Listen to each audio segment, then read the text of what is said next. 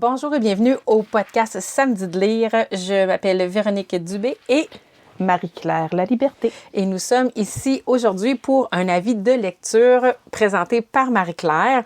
Marie-Claire, comment ça va? Ça va bien, merci. Est-ce que, en dehors de Vespertine, ta lecture se déroule bien? Oui, je lis lentement. Mes lectures, je lis lentement, mais c'est des belles lectures que je fais présentement, alors je te dirais que ça va pas mal bien.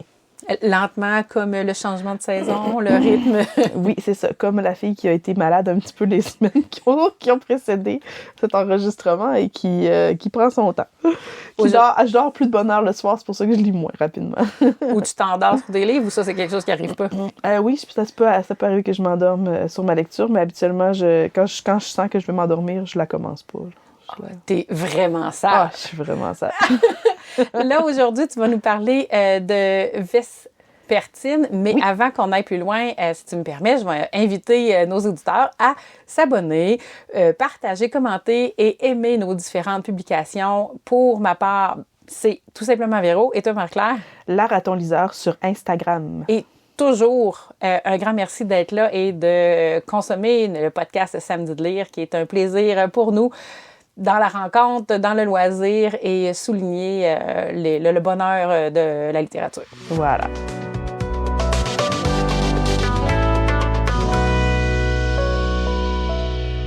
Alors, je te laisse aller. Présente-nous Vespertine. Vespertine. Alors, d'abord, je vais vous parler de... Vespertine, c'est un roman qui a été écrit par Margaret Rogerson, qui a sorti, c'est-à-dire précédemment à ce roman-là, le roman Sorcery of Thorn, même traduit en français, le roman garde le titre en anglais, donc okay. Sorcery of Thorn, qui a été un best-seller. Donc cette autrice-là est connue déjà pour un best-seller. Ça, c'est son 3e livre, Vespertine, qui est un one-shot. Et puis, on va d'abord, moi je te parle de l'objet livre, vous le voyez pas évidemment à l'audio, là, mais l'exemplaire que j'ai ici, il est hardback, c'est-à-dire qu'il y a la couverture cartonnée, puis la tranche, elle est peinte en bleu, on voit des corbeaux sur le côté aussi, alors l'objet livre est vraiment très beau. Puis quand je l'avais vu en recommandation sur un youtubeur que je suis, que j'aime beaucoup, Cornelius, j'avais vu le livre, puis je m'étais dit « Oh, wow! » Puis regarde sur la couverture, on dirait une jeune sorcière avec les bras ouverts, puis avec l'oiseau derrière, le vent dans les cheveux, puis de la lumière dans les mains, on sent qu'elle va on pense qu'elle va faire de la magie. En fait, moi, devant ces éléments-là, je croyais vraiment que j'allais lire l'histoire d'une jeune sorcière alors qu'il n'en est point question. Ce n'est pas une jeune sorcière. Ben écoute, honnêtement, la couverture nous amène à penser qu'on tombe dans un monde mystique, influencé par l'énergie subtile, la magie, tout ça. Là, c'est vraiment... puis en plus, l'illustration est vraiment belle, puis j'en ai pas vu souvent, mais je suis pas celle qui consomme le plus les livres, là, mais le fait qu'il y ait la tranche en haut, puis en bas, pas la tranche, là, mais le dessus et le dessous, les pages sont de couleur, puis la tranche, oui. elle aussi... est colorée. Oui, non, honnêtement, puis, c'est quelque chose de magnifique. On a le titre là. Vespertine en dorure, en plus. Alors, ça, c'est l'édition... du collectionneur que je me suis procuré. Avant que tu tombes dans ton avis de lecture, je t'ai entendu dire que c'était un one-shot. Ça veut dire qu'il n'y aura pas de tome 2 ou des choses comme ça? À moins que je me trompe, non, c'est pas mal. Mais c'est... je dis ça, puis il y a une ouverture à la fin pour qu'il se produise. Il pourrait y avoir une suite. OK, parce que dans le fond, je m'en allais te dire, mettons qu'on tombe dans l'univers où il n'y en a pas, il n'y a pas de suite. Est-ce que tu es déçu ou... Mais là, en repensant à la fin, là, en te parlant, il y a un élément qui me donne le goût, oui, qu'il pourrait y avoir une suite. Tout est possible. Ça serait ouvert à ça. Ça pourrait être une belle fin aussi, en soi, s'il y avait seulement qu'un. Mais comme c'est une auteure qui est assez prolifique, c'est-à-dire que, pas qu'elle a écrit beaucoup de livres, celui-là, comme je disais, c'est son 3e, mais ils se vendent assez bien. Et puis, comme... ça, ce sont des suppositions, là. Je vous parle sans avoir fait de recherche. Non, on est on est assis ouais, mais ce serait paisiblement.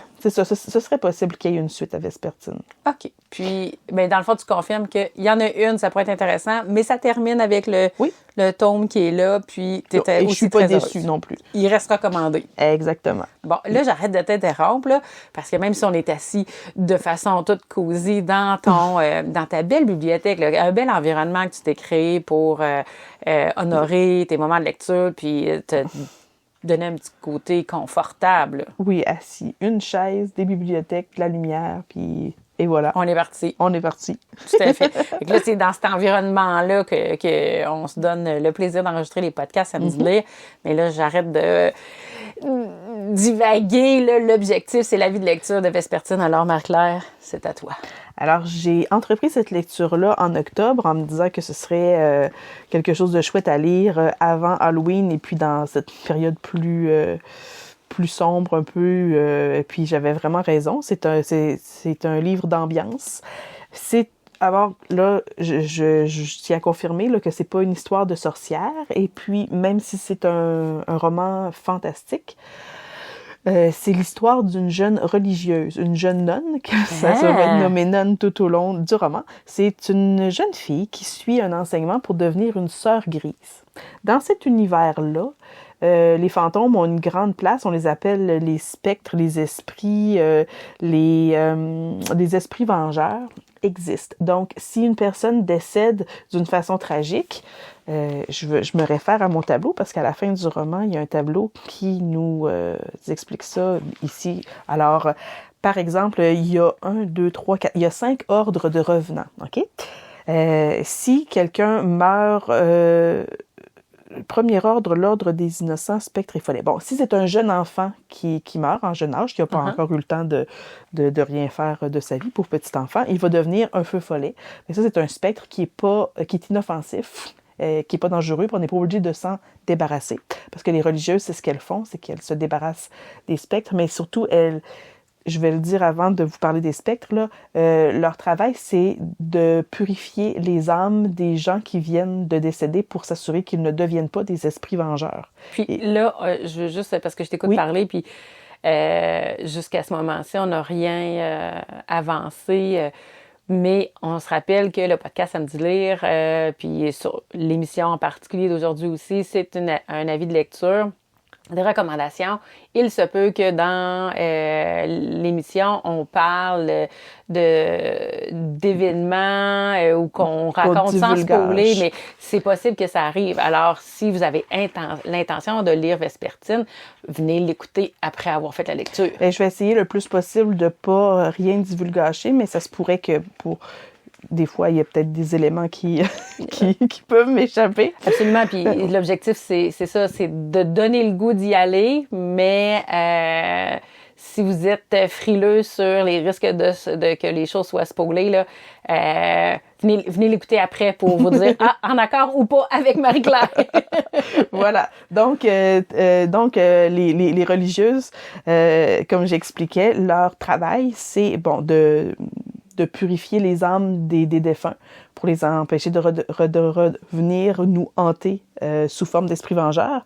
Alors, par exemple, si quelqu'un est mort de faim, il va revenir sous la forme d'un décharné. On va l'appeler comme ça, le spectre qui va venir nous hanter. Si quelqu'un est mort de froid, ça va être un givreux, donc ça va être un fantôme tout frigorifié, puis quand il va nous toucher, on va devenir tout frigorifié nous aussi. Quelqu'un qui est mort noyé, on va l'appeler un ondin. Quelqu'un qui est mort brûlé, on va l'appeler un cendreux. Quelqu'un qui est mort de la fièvre, ça va être un fièvrelin, ainsi de suite. Là, okay, je ne vais pas tous les nommer. Là. Puis, dépendamment de l'ordre dans lequel ils sont plus ou moins dangereux. Alors...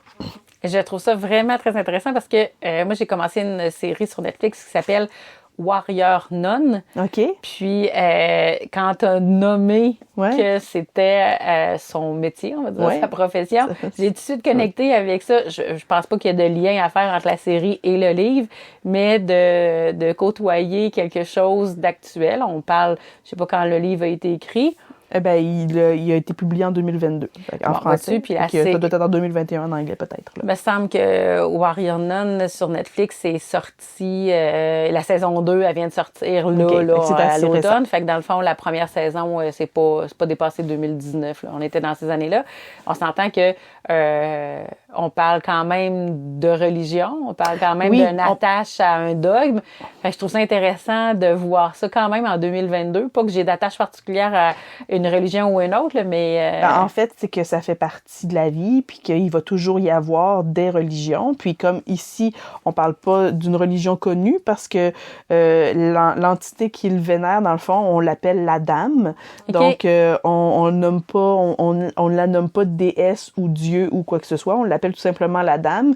On la vénère, puis elle interfère, elle intervient. On la voit pas comme personnage dans le livre, elle est mentionnée. Puis on comprend qu'elle va influencer les décisions, les prises de décision, les actions des nonnes qui sont à son service, si on veut, et des prêtres aussi, qui sont, parce qu'il y a un ordre de prêtres, un ordre de religieuse. Je te laisse aller. Et puis, en fait, c'est ce qui va arriver. Ce qu'il faut comprendre aussi dans cet univers-là, c'est qu'on peut emprisonner des spectres dans comment on appelle des bijoux, dans des artefacts. OK, oui. On peut, je parle de bijoux parce que souvent les religieuses vont être capables de les avoir dans des pierres précieuses qu'elles vont elles vont se faire des bagues avec ou des colliers, des pendentifs. Et puis à ce moment-là, quand on emprisonne le spectre, on peut l'invoquer puis utiliser sa puissance pour se défendre ou pour attaquer à nos fins, dans le fond. Et puis plus tu as un spectre puissant, plus évidemment tu vas pouvoir, mais en même temps, ça demande beaucoup de contrôle. Exactement. Faut que la nonne, la religieuse soit assez forte puis elle soit assez en contrôle pour arriver à ne pas se faire pas envahir, là, mais pas se faire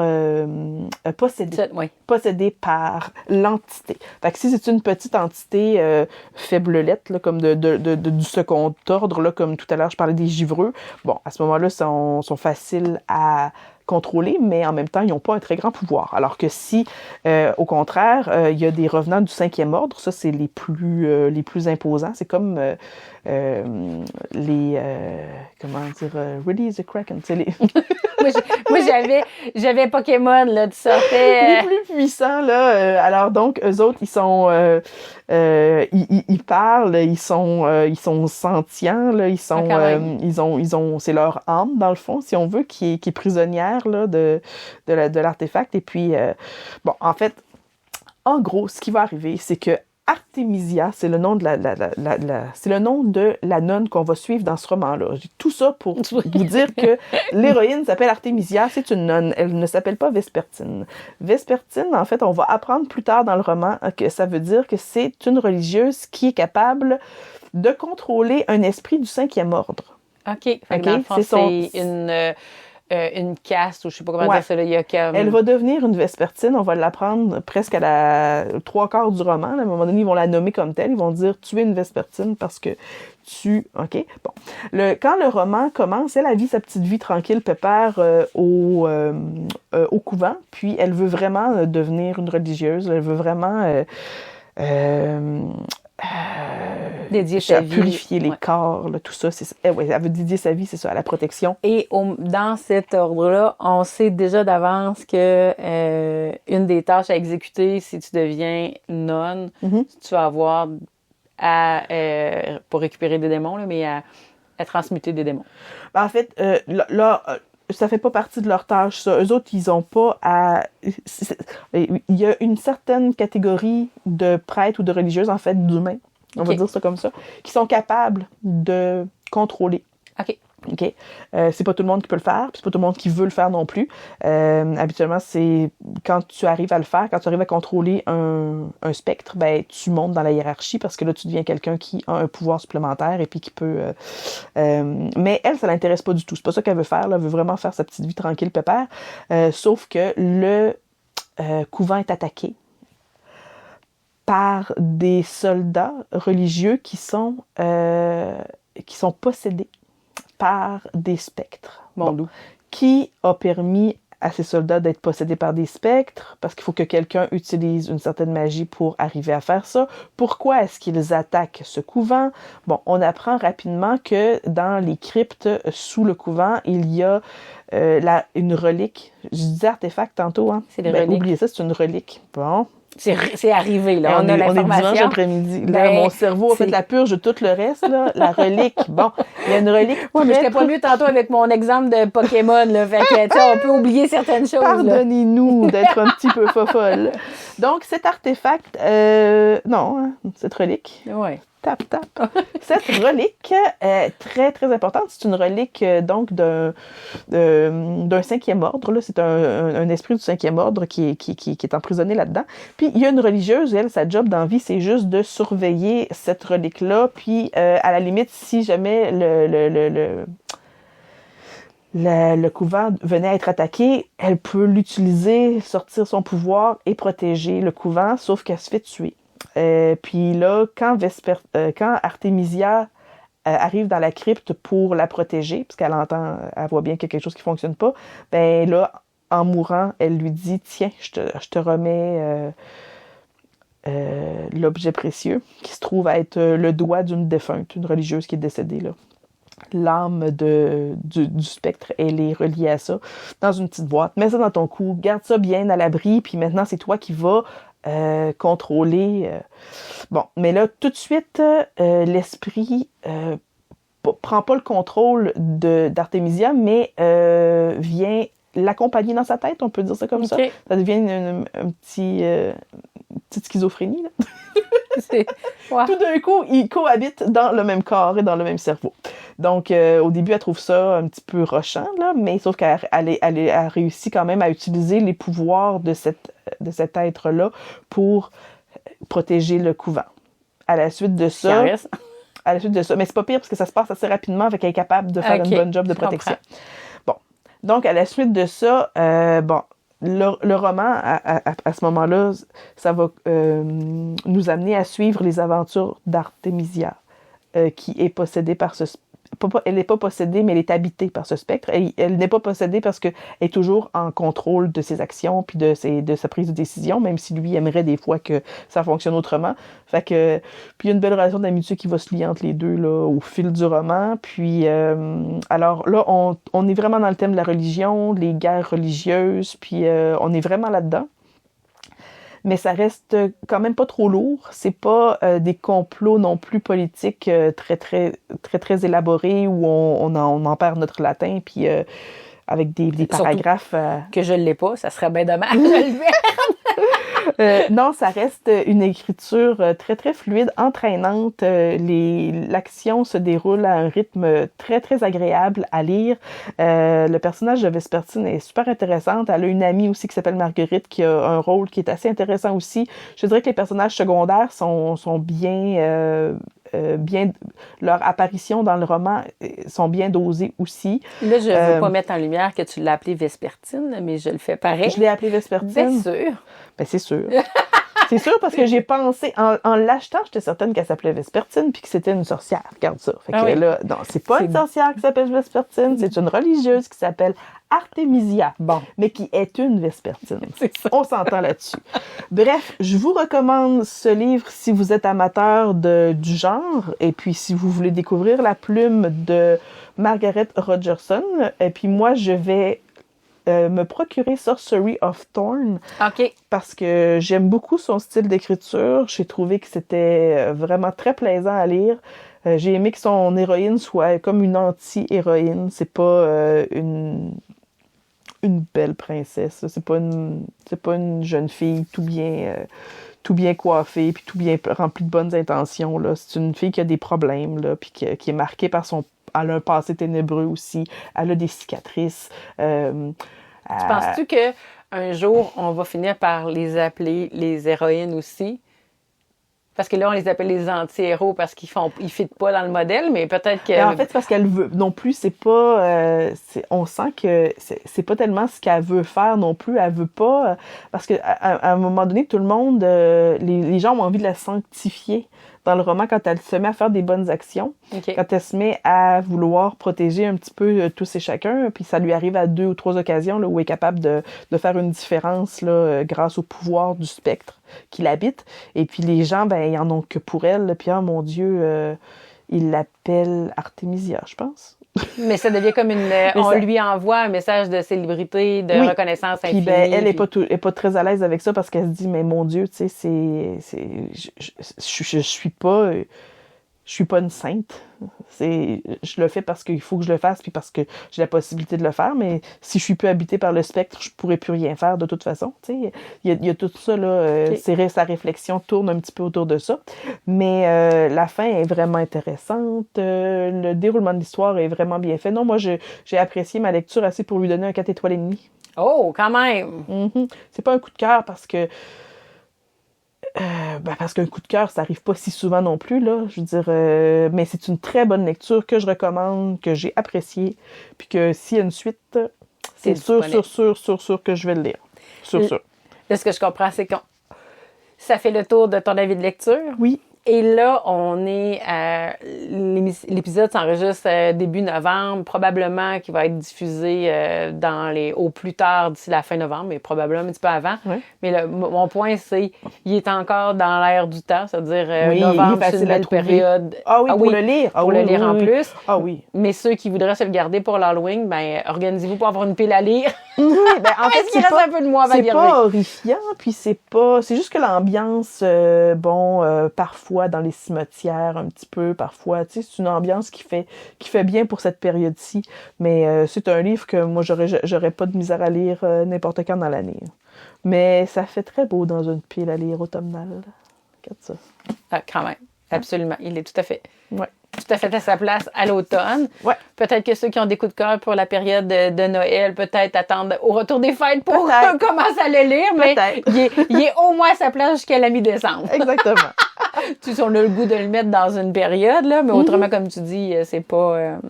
mais mon prochain avis lecture va être vraiment très mignon à lire pour le temps des fêtes, même si c'est pas un livre qui se passe en hiver, là. Ah, OK. Oui, mais ça va être pour un prochain podcast. Un prochain podcast. Oui. Alors, tu as envie de nous laisser sur un thème, une réflexion? Une réflexion? C'est toujours... Ah oui, tiens, pourquoi pas. Tu sais, si vous aimez lire, puis que vous avez toujours un prétexte pour dire « j'ai pas le temps de lire, j'ai pas le temps de... » moi, j'ai envie de vous diriger vers les livres audio. J'ai pas vérifié si Vespertine était disponible en version audio, mais il y a plusieurs plateformes qui offrent des livres audio. Puis je trouve que c'est parce que je vous parle de ça, là, c'est mon avis qui va durer 5 minutes, je suis désolée. C'est que mon conjoint qui adore la lecture, mais qui a pas le temps de lire, puis qui souvent va s'endormir en lisant, a recommencé à écouter des livres audio, puis a été capable comme ça de se clencher 2 romans qu'il aimait vraiment beaucoup, puis qu'il n'aurait pas lu autrement, parce que travail, parce que ci, parce que ça, même quand il prend l'autobus, il lit pas dans l'autobus, bon. Donc, mais par contre, il va l'écouter. Alors, je vous invite à tester, voir si vous seriez pas intéressé. Il y a tellement de choix, il y a tellement de plateformes, il y a tellement de choix autant en français qu'en anglais, puis trouvez-vous moi, en tout cas, je sais qu'il y a des narrateurs qu'on aime plus que d'autres. Qu'on aime plus que d'autres, puis qui font la différence dans l'écoute, là. Donc, c'est mon mot de la fin. Honnêtement, je l'accueille, puis c'est comme si probablement qu'il va résonner dans le cœur de d'autres personnes, là, ou dans la tête de d'autres personnes, mais moi, je pense que je vais me l'approprier parce que l'été a été pas mal difficile pour me mettre à avancer mes livres, puis là, je vois l'automne qui avance, je fais comme, là, il faudrait que je me pose la question. Je les arrête, j'en commence un neuf, ou... je switch au livre audio. À l'audio. Puis ça m'est arrivé de commencer un livre à la lecture et de le terminer à l'audio. J'ai déjà fait l'inverse aussi, le commencer à l'audio et le terminer à la lecture parce que l'audio, c'est plus long des fois un 1000 pages va prendre à peu près 24 heures d'écoute. Oui. Bon, fait que parfois, ça peut être plus long. Fait que si on a le temps de lire un petit peu à travers, en tout cas, je sais que j'ai des exemplaires papier que j'ai aussi en audio dans ma bibliothèque audio. Fait que les deux sont possibles, mais c'est un bel outil pour accompagner. Absolument. Ouais, tout à fait. Ouais. Bien, merci pour ces belles recommandations, Marie-Claire. Puis sur ces mots, autant concernant ton avis de lecture d'aujourd'hui et cette belle opportunité qui ouvre les possibilités vers les livres et découvrir l'univers de différents auteurs, bien, je vous souhaite à tous de passer de magnifiques moments, de très belles journées et d'ici le prochain podcast, moi, je vous invite à nous suivre sur nos différents réseaux sociaux pour moi, pour le nommer une deuxième fois, à me suivre sur Tout simplement Véro. Et moi, pour Instagram, ce sera la raton liseur. Une petite difficulté pour finir ce podcast, hein, cher ami? Le coup de barre l'après-midi est arrivé. Maintenant, merci. La raton liseur sur Instagram. Alors, on a fait le tour. Merci à vous d'être là. Merci de nous suivre. Merci d'écouter le podcast Samedi de lire. Et d'ici notre prochain rendez-vous, je vous souhaite à tous de passer de merveilleuses journées. Au plaisir. Bonne journée. Au revoir.